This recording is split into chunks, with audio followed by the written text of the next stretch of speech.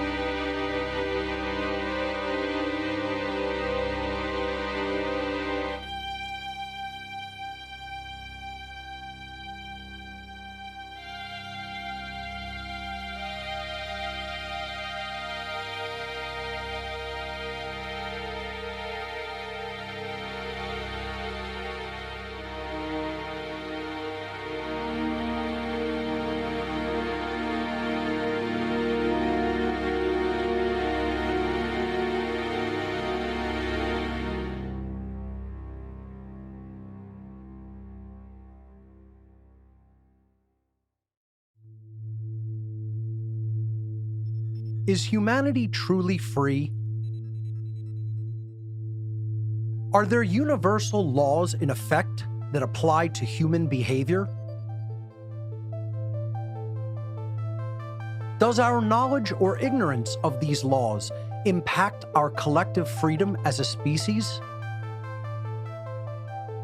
This documentary will explore these questions and our current understanding of universal forces that affect the daily lives of each and every one of us. I'm an independent researcher and public speaker from Philadelphia, Pennsylvania. I lecture on the topics of human consciousness, morality, freedom, occultism, symbology, and spirituality. Many years of unique life experiences have afforded me an extraordinary perspective on the current human condition. Through my website, whatonearthishappening.com, I continue to explore these topics with a worldwide audience. I grew up with a traditional Roman Catholic family background in South Philadelphia. During my grade school years, I began questioning the beliefs and motives of organized religion, recognizing it as a system designed to control human thought and understanding. My unanswered philosophical and sociological questions eventually turned to discontent and anger. This drove me to seek out what I considered at the time to be the polar opposite of religion. My subsequent life path led me into membership and influence of what I now refer to as the dark occult, what most people might call nefarious secret societies. But what actually is the occult?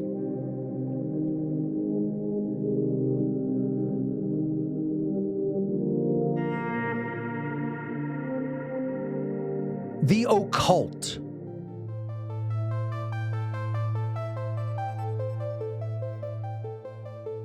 What does the word occult mean? Occult? It means maybe supernatural or, yeah. Occult. Mystic, unknown, kind of stigmatized. It's funny, I think by society it generally has a negative connotation. I'm not sure I could actually define it. I think it's like palmistry, voodoo, like spirits, things like that. Ouija boards, maybe. I guess anything that isn't Christian would be considered a cult. Spiritual. Like something with a strong following, right? I don't know, honestly. I don't know. I have no idea. The word occult simply means hidden. The occult refers to hidden knowledge, knowledge that is not commonly known by the vast majority of human beings. Occultism is a body of knowledge which encompasses the study of hidden laws of nature. Laws which cannot readily be seen with our eyes or measured by traditional scientific instrumentation. I became aware that the groups of occultists with whom I became involved were comprised of an eclectic array of people from every walk of life and every social institution, including politics, banking, media, law, military, law enforcement, entertainment, technology, medicine, and education. Among their ranks were many people of great influence and power, all working together toward one common goal: to increase their own collective power at the expense of everyone else's rights and freedom. These dark occultists are able to do this because they have access to hidden knowledge to which the overwhelming majority of humanity still remains ignorant. These occult manipulators are actually master psychologists who utilize their deep and ancient knowledge of the human psyche and the hidden laws of nature to deceive and manipulate the masses of humanity into total subservience to their will. This allows the occult manipulators to easily convert their knowledge differential into a power differential in our world.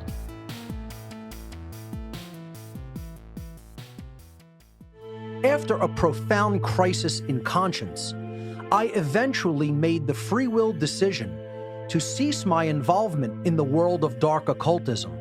I now teach people the very information which these dark occult orders have been keeping to themselves in order to stay in power behind the scenes. The ultimate hidden knowledge which they have been holding back from humanity's awareness is called natural law, and it is the secret of all so-called secret societies throughout human history.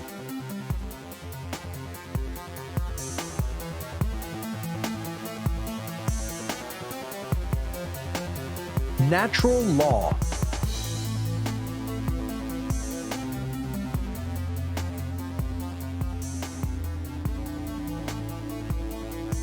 What is natural law? Natural law, I guess you could say just what, almost like first instinct kind of, you know what I mean? Like what would come simply just by the way that we are. I'm not really sure. I'm actually a lawyer by training and education, so I'm probably the worst person to ask. Law applies to the whole country. I think it means like how law is interpreted by people on like a day-to-day basis. Natural law, everyone is nice. Everyone was born nice and kind, but they are corrupted by society. The term natural law, I mean, if you break it down in, I guess in regular terms, it'll mean, damn, actually now I'm thinking about it, I don't know what natural law means. To understand what natural law is, we must first know what it most certainly is not.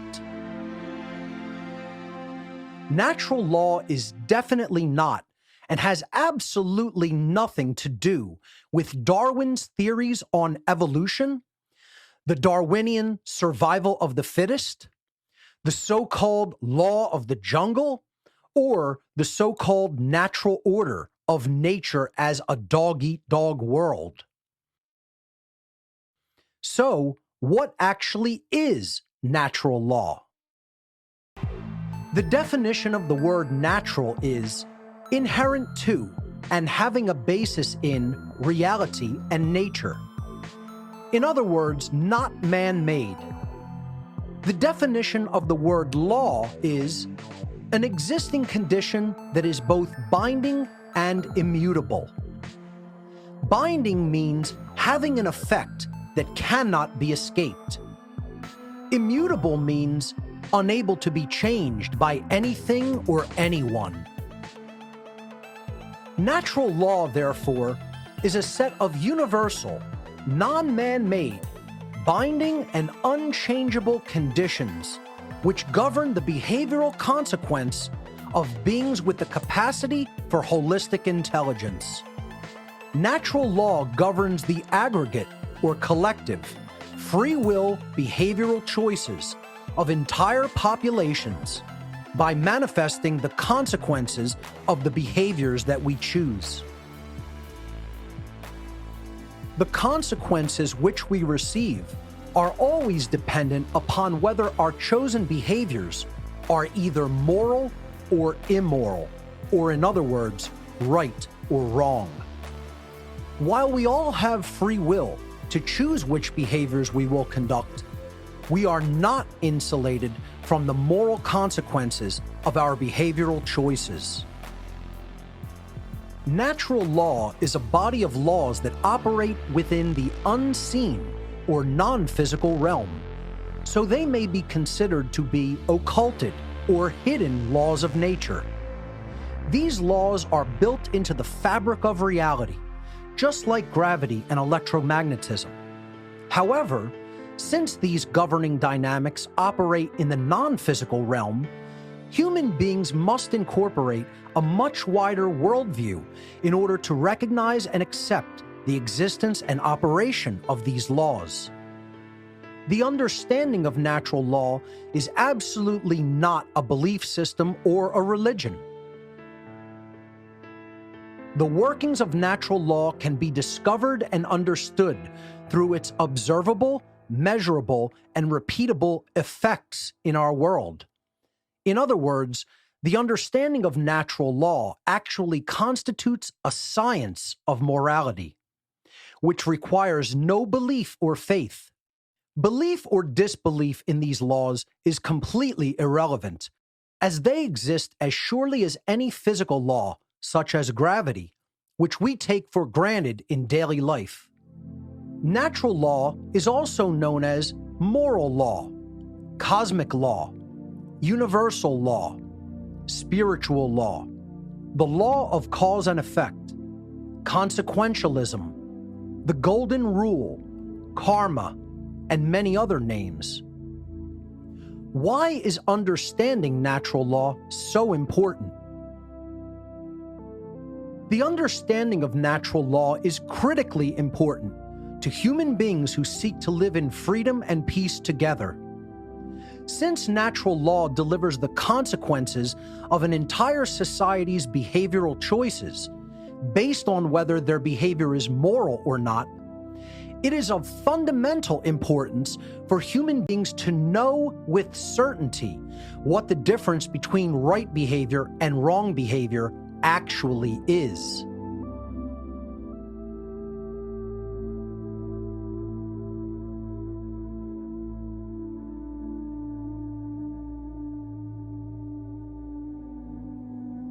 Human rights.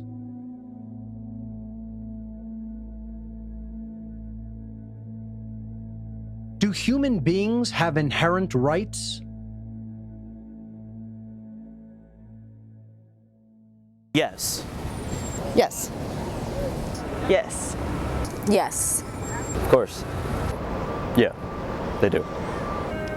Yes. Yes. Oh, absolutely. Absolutely. Yeah, I think every human has a right. Human beings always should have rights, no matter where you're from, no matter your religion, your sex, no matter whatever. They should always have rights. What is the definition of a human right?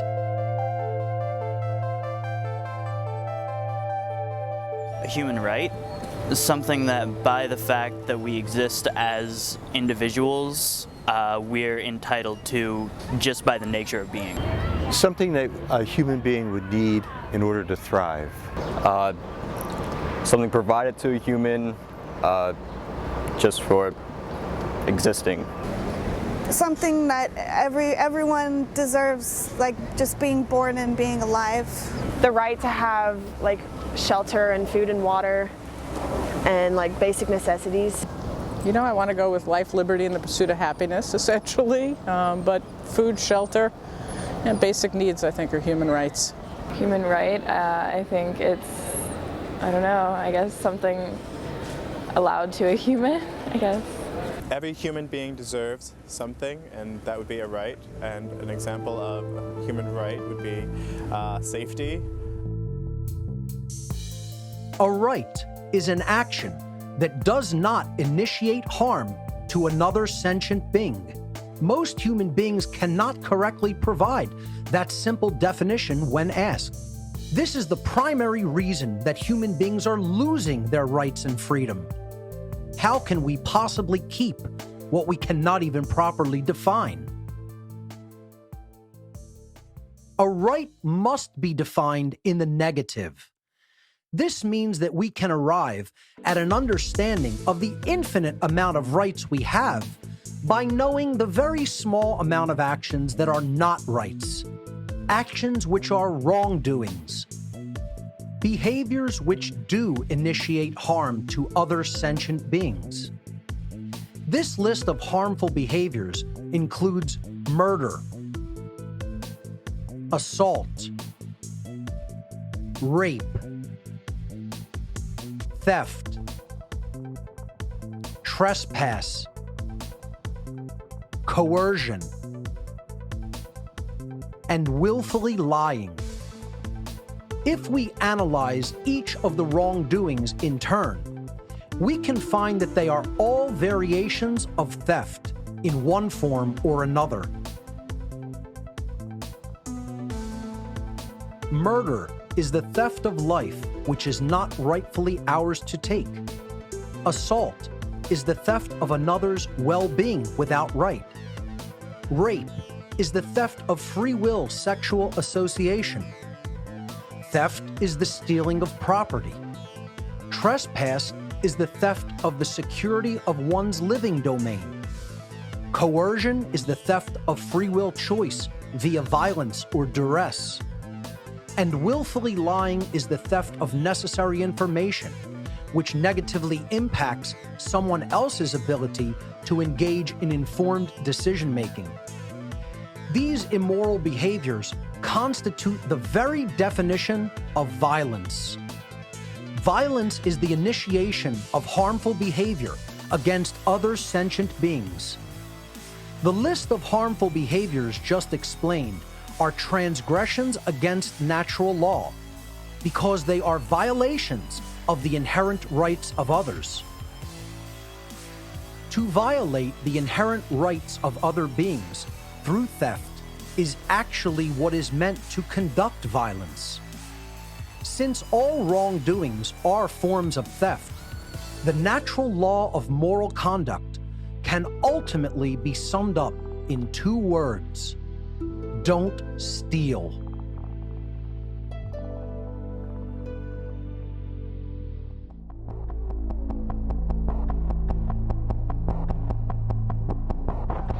The non-aggression principle and the self-defense principle.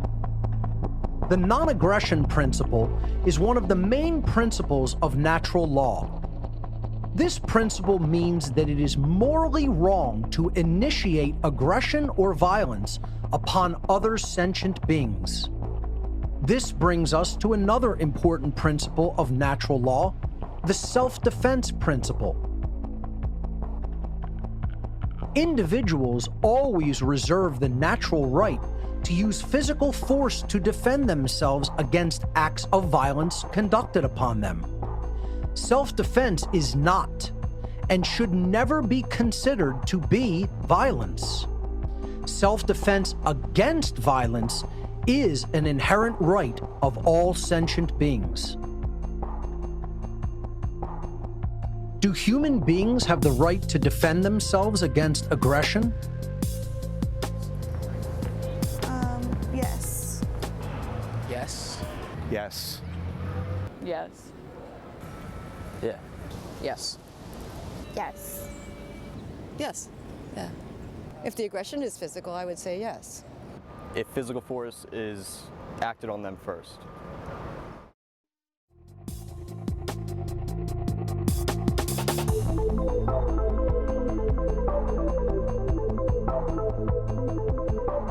Equality under natural law.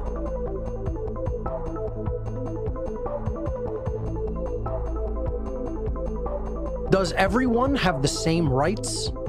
Or do some people have more rights than others? I think people should have rights that are equal to everybody else. I think in a perfect world, everyone would have the same rights, but as the world is right now, people don't all have the same rights. Not everyone has the same rights. Some people have different rights, some money, or privilege, class, things like that. In reality, some people have way more rights than other people.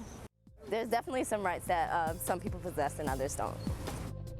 Most people would agree with the fact that the behaviors which initiate harm to others are immoral actions. The problem arrives when we fail to hold everyone to the same account regarding the morality of their actions. We must understand that everyone has the same rights as everyone else, and there are no exceptions to this law. If no individual possesses the right to perform a certain action because it initiates harm to another, then no one can delegate such a non-existent right to any other individual or any other group, and thereby magically turn a wrongdoing into a right. In other words, everyone possesses exactly the same natural, inherent rights as everyone else, and there are no exceptions to this rule for individuals in government, police, military, or any other societal institution. This is what is meant by equality under natural law.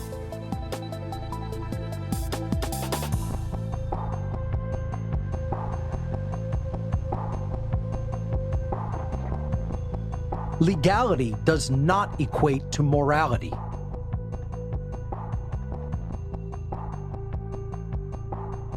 Is government authority morally legitimate? I mean, I think we need laws and regulations, but I'm not sure our laws and regulations are always moral.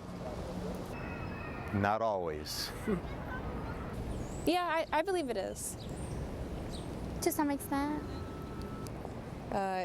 It depends on whether the authority was, at least in our democratic tradition, whether the authority was based on the consent of the governed.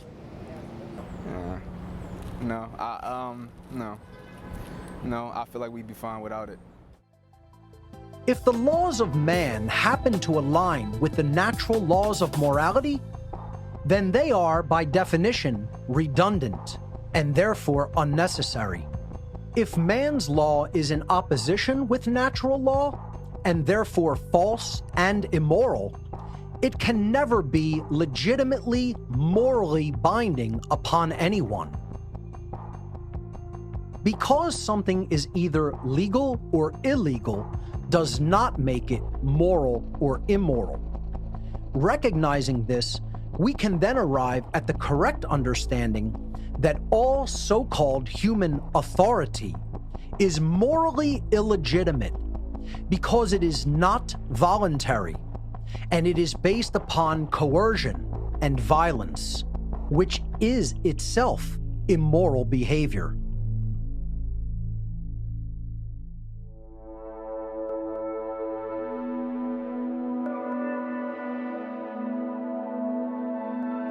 Natural law versus man's law.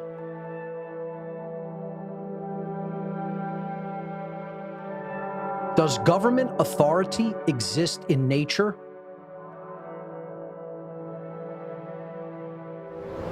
Yes, I believe it does. Yes. Yes. In some cases more than other cases, but yeah. Absolutely. Yes. Today's society, yes. I feel like you are, whatever your mind convinces itself that it is, or that you are, that's just what it is. Well, yes, there's always a hierarchy. I mean, even in every animal species, there's a hierarchy.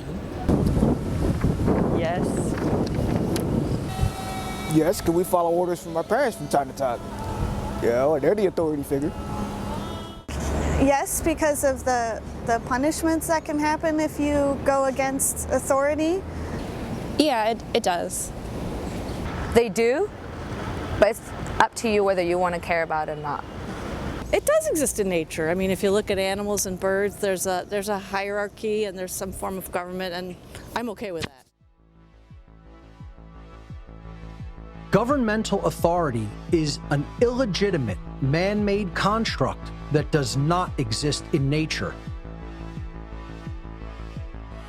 The belief system that certain people can somehow possess legitimate authority over others, or that some people have more or less inherent rights than others, is one of the most fundamental causes of unparalleled suffering and death in our world.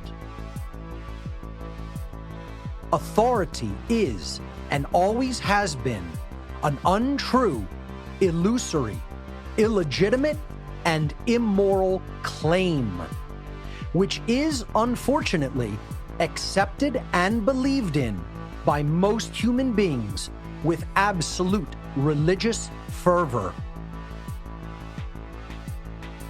The so-called delegation of authority to politicians, police, and military is inherently morally illegitimate and cannot actually be done in nature, since it is impossible to bestow or delegate a, quote, right to someone else, which no one possesses as an individual.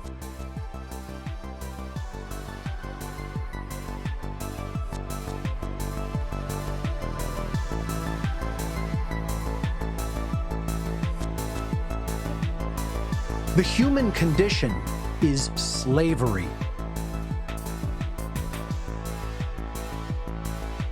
Is taxation by government morally legitimate?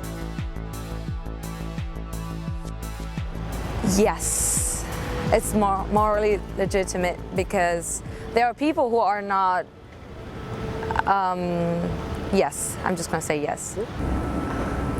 Yes, because we need to fund things. To some extent, but I think it has to be fair taxation. I think it would depend on what the taxes are going to. I don't think it's morally legitimate. Again, I do think it is needed to fund resources and things like that, but I don't think it's a moral issue. I think so because if we didn't have taxes, we wouldn't be taking care of the greater good, roads, education, etc. Well, the way we've set up our culture, that's the only thing that makes it work. Paying taxes? No. Like, I mean, where does it go? Where does it go? It's like, I mean, we all experience this. You work, get a check, and then you see a chunk of it missing, and no one's telling you why it's missing. Hell no. Yeah, no. Money and taxes, I think there's a lot of bullshit involved because a lot of money is thrown around, like huge amounts of it, at things like politics and war. and a lot of taxes go into things that aren't really helping most people. They're helping a few people do not so good things. Taxation is theft enforced by the threat of coercion and violence.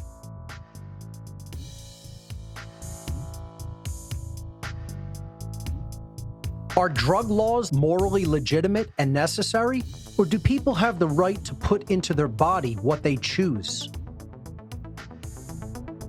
If society is charged with the responsibility of funding the health and welfare of everyone in society, then I think there should be laws that prevent people from incurring health risks they would not otherwise occur had they not taken the drugs. If they promise never to leave the house, but that doesn't happen, so yeah, we have to babysit people, unfortunately.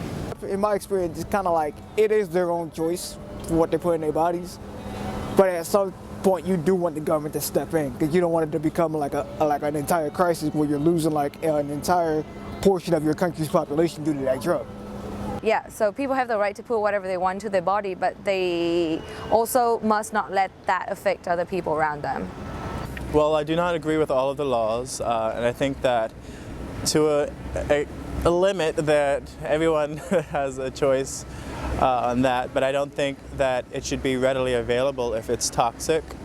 Depends on the drug and how bad it is for you. I believe they should have the right. I think people have the right to, I mean, it is our body, we're born into it. I think they help. They help, but some of them, I would say, are a little over the top, some of them are a little under.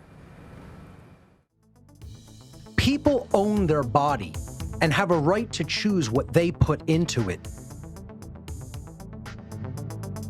Are driver's licenses morally legitimate and necessary, or is travel an inherent right? Driver license is definitely necessary, otherwise there would be way too many accidents. I think unlicensed travel is a right. I think you do need a license because that proves that you're able to drive safely. I think driver's licenses are morally necessary and legitimate. I would want someone who's going to be driving a car to know how to drive a car. So yes, I would say that driver's licenses are pretty necessary. You need a license. Have you seen people driving in Philly? Have you seen people driving? They're texting, they're not paying attention. We got to babysit people, unfortunately. Driving licenses are necessary because I feel like you shouldn't be able to drive after a certain age. I think there could be even more rules with driver's licenses, actually. I think they're too lax. That's another interesting question. I know a few people without licenses who drive, but I don't think it's 100% ethical, or I think there are some drawbacks to that. Mainly the application process. Licensed drivers is morally legitimate. Driver's licenses are a coercive restriction on the natural human right to travel.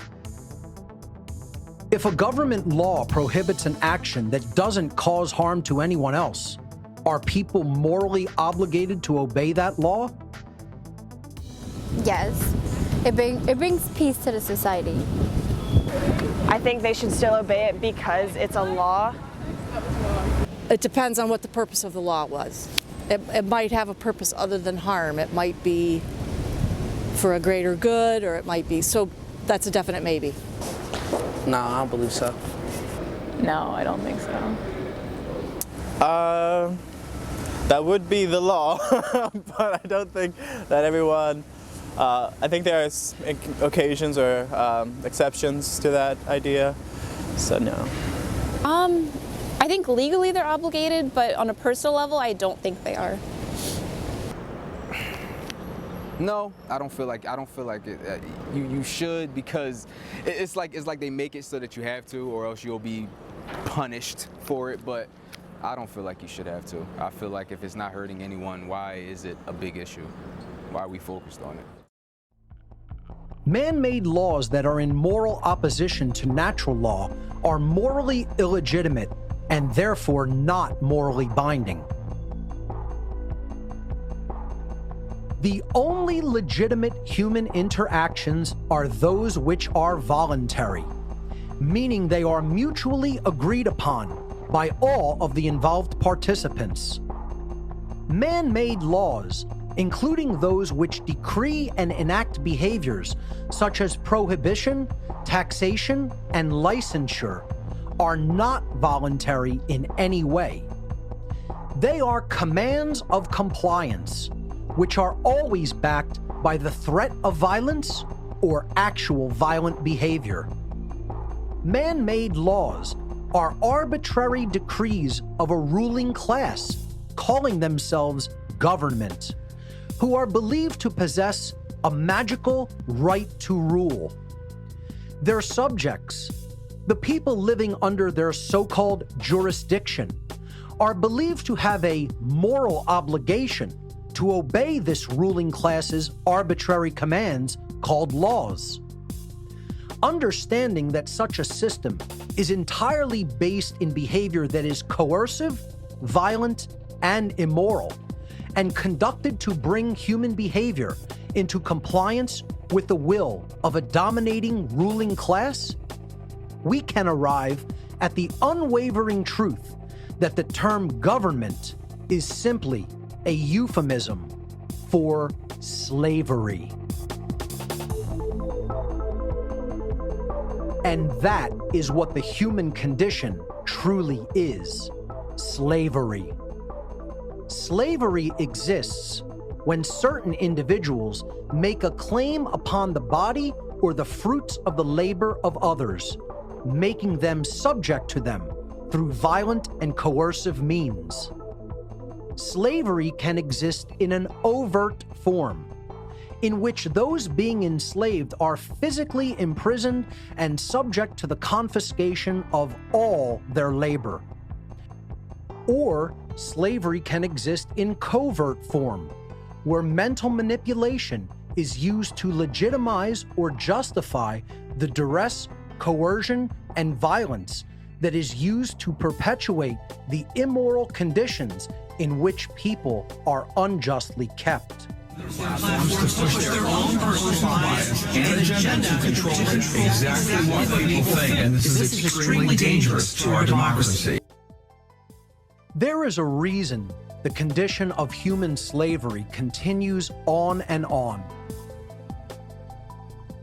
This immoral human condition is maintained by the occult ruling class by manipulating people into a state of ignorance and confusion regarding the actual difference between right and wrong.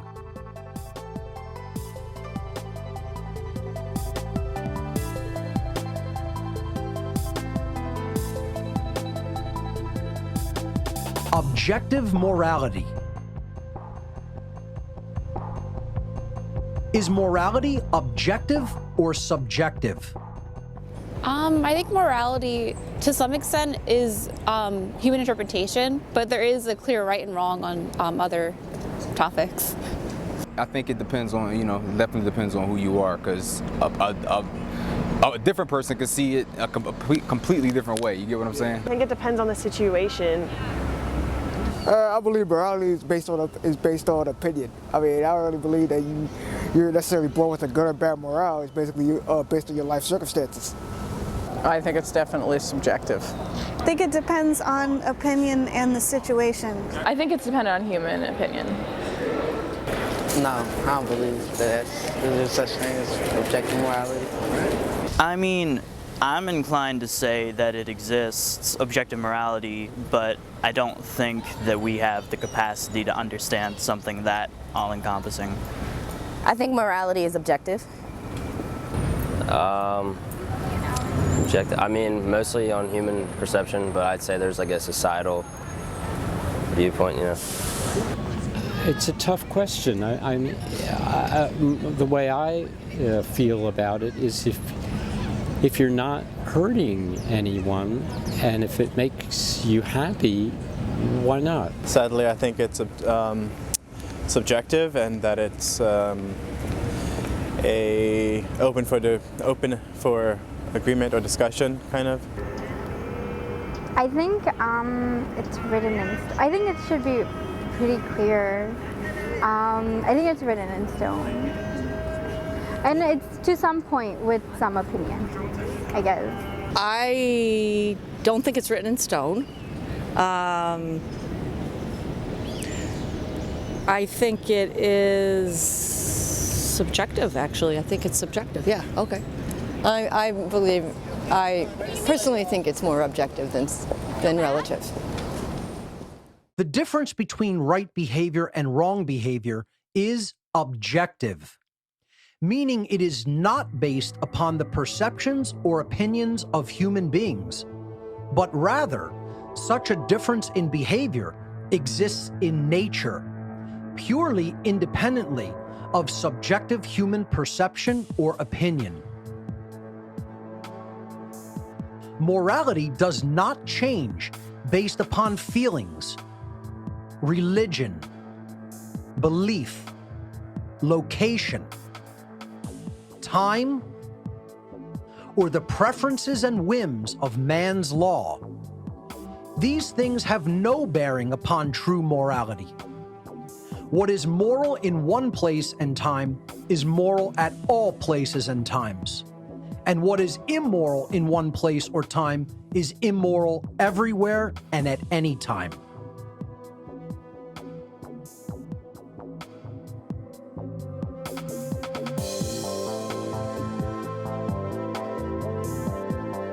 Conscience.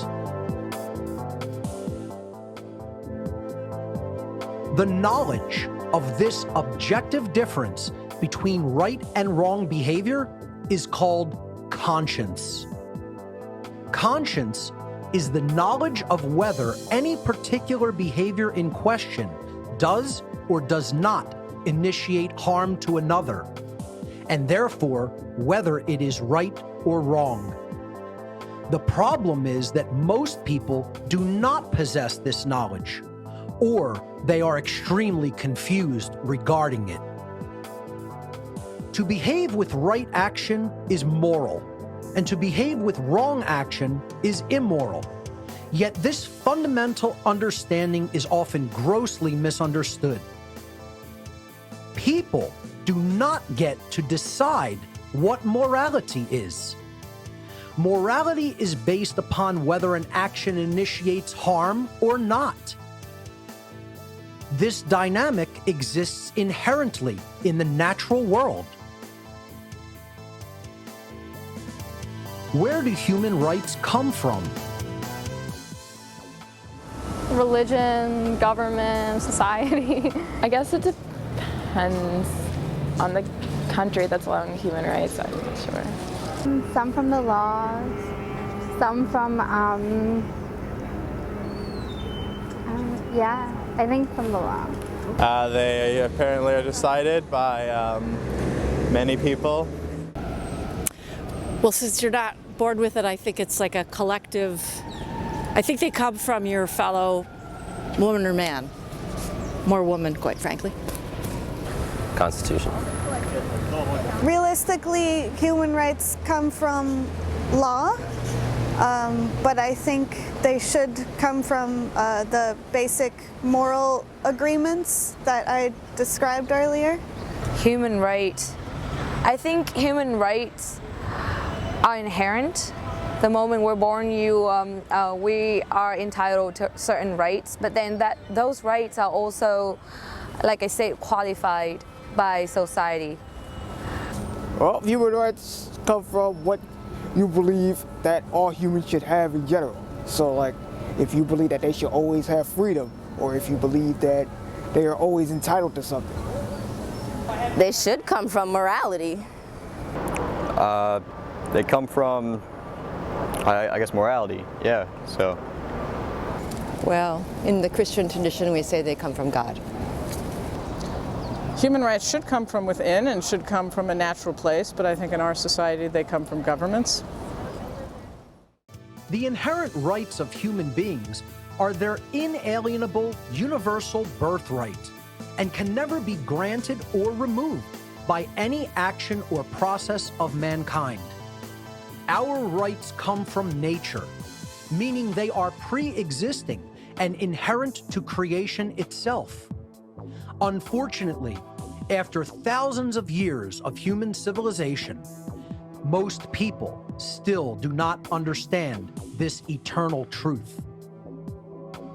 It seems so simple that we as human beings should willfully choose to take right action, to honor and respect the rights of others not to be harmed, to treat others with the same respect with which we expect to be treated, not to steal the life, well-being, property, rights, or free will of others. Yet it is not as simple as it may seem. True right action is elusive at best and deliberately ignored at worst. And this brings us to the crux of the matter, which is what I refer to as the law of freedom.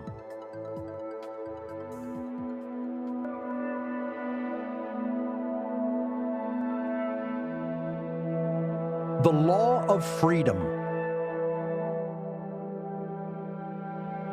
The law of freedom governs the states of freedom or slavery of entire populations of beings who possess the capacity to comprehend the objective difference between moral behavior and immoral behavior. The natural law of freedom dictates that as a society collectively becomes more moral, they collectively become more free.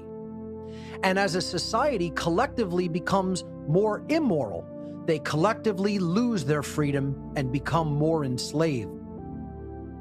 The freedom or slavery of an entire society is hinged upon whether that society behaves in the aggregate morally or immorally.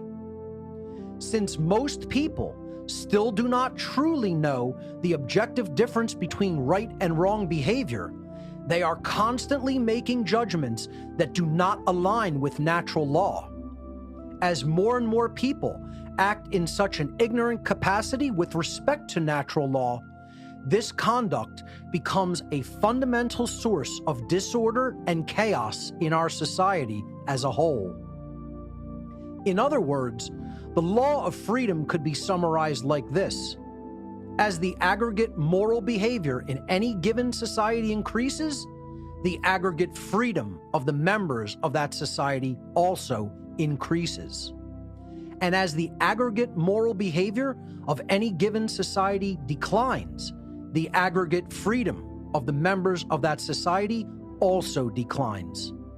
Even more simply put, as morality increases, freedom increases. And as morality declines, freedom declines. Therefore, human freedom is entirely dependent upon educated judgments that align with natural law-based morality, the objective knowledge of the difference between right behavior and wrong behavior. Believe it or not, you have just been given the secret of secrets of all secret societies throughout human history.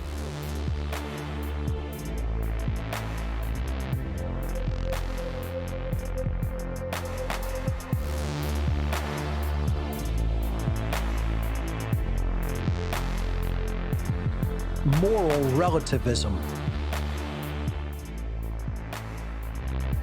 Moral relativism is the belief that there is no objective difference between right behavior and wrong behavior.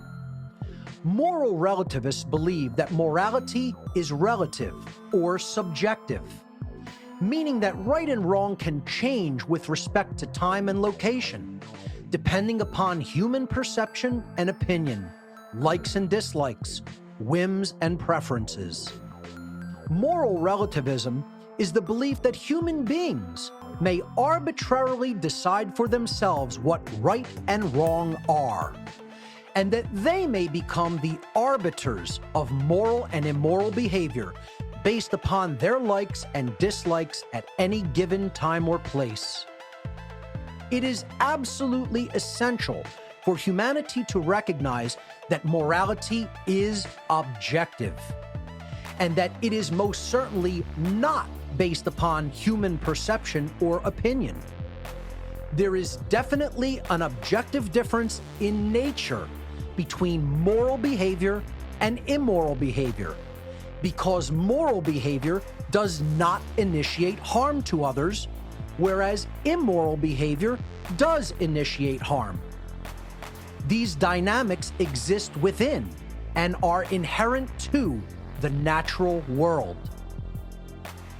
The prevalence of moral relativism in human society today is one of the main factors which solidifies slavery as the current human condition. Since aligning human behavior with natural law hinges upon knowing the objective difference between right behavior and wrong behavior, if most members of a society accept that there is no truth regarding those objective differences, that society can never consistently behave morally, and therefore they can never truly be free. True freedom can never exist in a society that embraces moral relativism, a society where people believe there is no objective difference between right and wrong behavior. Knowing the objective difference between right and wrong, and then willfully choosing right action over wrong action, is the foundational basis for the manifestation of the condition of freedom. If human beings remove that foundation by declaring that there is no objective morality, they will never be able to manifest a condition of genuine freedom in their lives. Understanding true objective morality will help humanity to recognize the fundamentally flawed belief in the legitimacy of human authority and government. By doing so, human interaction can become voluntary and free from the immorality of violence and coercion. If we want a world based in real freedom, we must understand that truth is independent of our perception, and that objective morality exists, and we can come to know it. If people learn the true difference between right and wrong behavior, humanity can become and remain free. If human beings continue to refuse this knowledge and continue to accept erroneous beliefs such as authority and moral relativism, humanity is going to remain enslaved.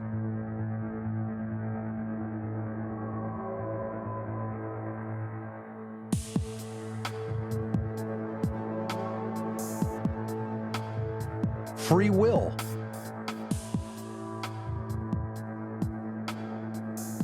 Do human beings have free will? We think we do, but I don't believe so. Human beings, for the most part, have free will. To some extent. We're not always free to do everything, which I think it should be left like that. I don't believe so, no. Yes, in my opinion, I believe that humans have free will. I mean, I don't believe that you're living your life under somebody's control. Free will. I think we do have free will. We do have free will, but that free will is also suppressed by social norms. No, actually, no. I don't think human beings have free will. Yes.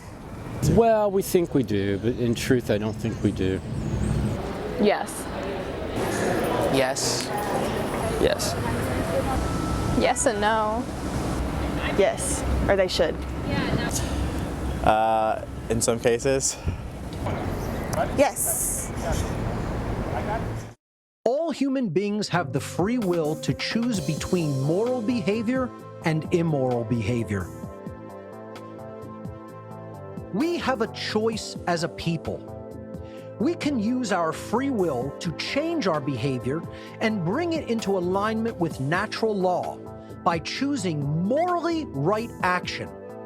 Or we can choose to behave immorally by condoning and perpetuating a system based in violence, coercion, and moral relativism. Will we continue down the path of slavery, watching our inherent rights stripped from us little by little? Or will we embrace the moral principles of natural law and create a society where each individual's life, rights, and freedom are respected and protected because we recognize our inherent sovereignty and the sovereignty of all other sentient beings? The law of freedom will manifest our reality in either direction based upon our collective moral choices.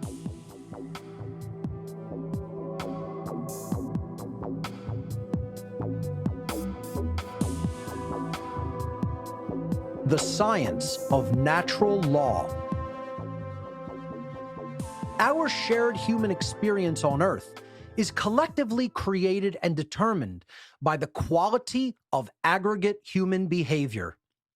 This demonstrates the effects of the natural laws of behavioral consequence operating within the physical realm.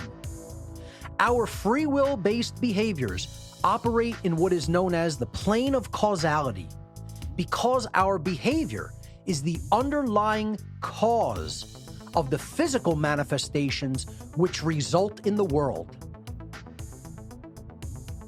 The consequences and repercussions of aggregate human behavior then materialize upon the plane of effects, which constitutes the shared human condition in which all of us must live.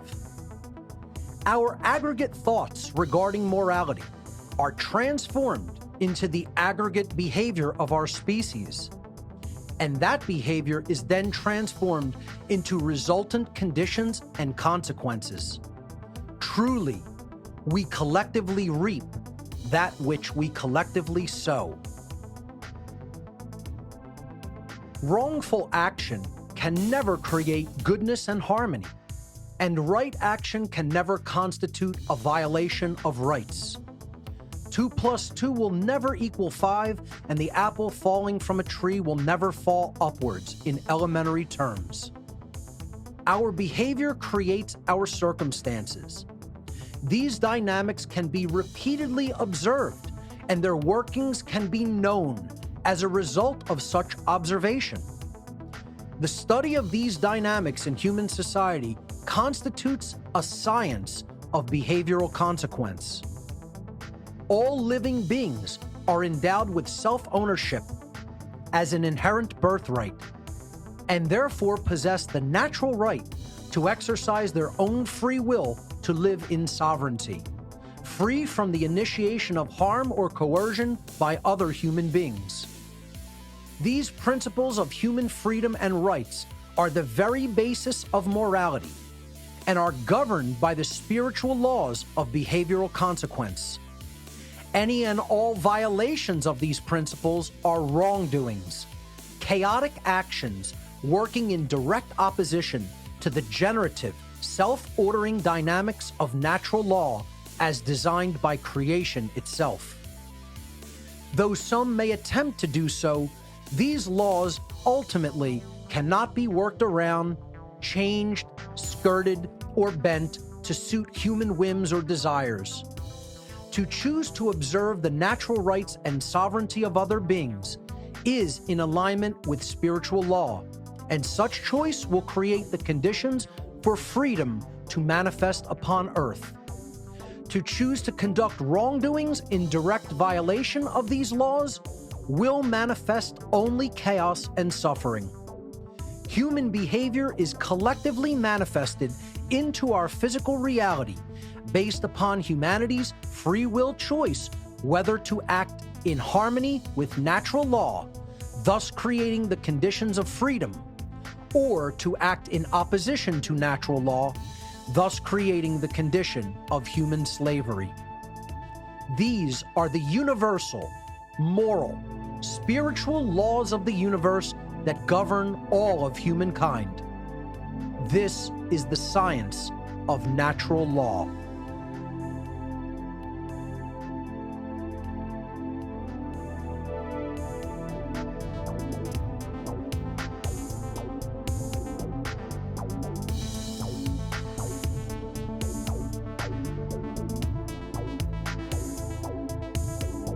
the one great work. My unwavering dedication to delivering the message of natural law in every conceivable form for the past 13 years has gone virtually unnoticed by humanity as a whole, and society continues its rapid descent into immorality, chaos, and slavery. Far too few understand or take heed of my warnings, and even fewer speak out to teach others. I am seeking peers and allies in the war for our very freedom that is before us. Our one great work is to end the human condition of slavery. This arduous task begins with the self and extends to our friends and family, our communities, and our world. Speaking out is an extreme act of defiance because those who are currently in power seek to keep their power by exploiting the ignorance of mankind. There is so much human ignorance in the world today regarding the issue of morality that the situation can seem hopeless. Becoming aware of the level of ignorance that exists, we must also come to see that the only solution to the human condition of slavery is to spread the understanding of natural law and make it common sense knowledge for everyone. The dark occultists who are currently controlling humanity seek to continue to hide this understanding and to prevent it from becoming everyday common sense knowledge on a worldwide scale. Ultimately, this documentary is a call to action for all those who have gained an understanding of natural law and its principles. A lot more teachers are needed to carry this message of freedom to the masses of humanity. There are not yet enough voices doing this. You yourself need to get involved in the effort of spreading the knowledge of natural law. The solution lies in not just knowing it, but in what you do to spread this knowledge once you have come to understand it. Start a podcast, publish a blog, make a video, publish a newsletter, make music and art, contribute resources. Do anything and everything you can to make natural law common sense knowledge to people all over the world. Only with a united effort will we have a fighting chance. We need more boots on the ground in this spiritual war for human freedom. Once you have expanded your worldview to encompass an understanding of the science of natural law, it becomes your personal responsibility to help others to learn these inherent governing dynamics of creation. Our very freedom itself depends on it. This has been an introduction to the philosophy and science of natural law. For further study, please watch my full video seminar entitled Natural Law, the Real Law of Attraction and How to Apply It in Your Life. For more information on my work, please visit my website, whatonearthishappening.com. I recommend studying my podcasts in order, starting from number 1 at your own pace, and watching my video presentations and seminars. Thank you so much for your time and attention.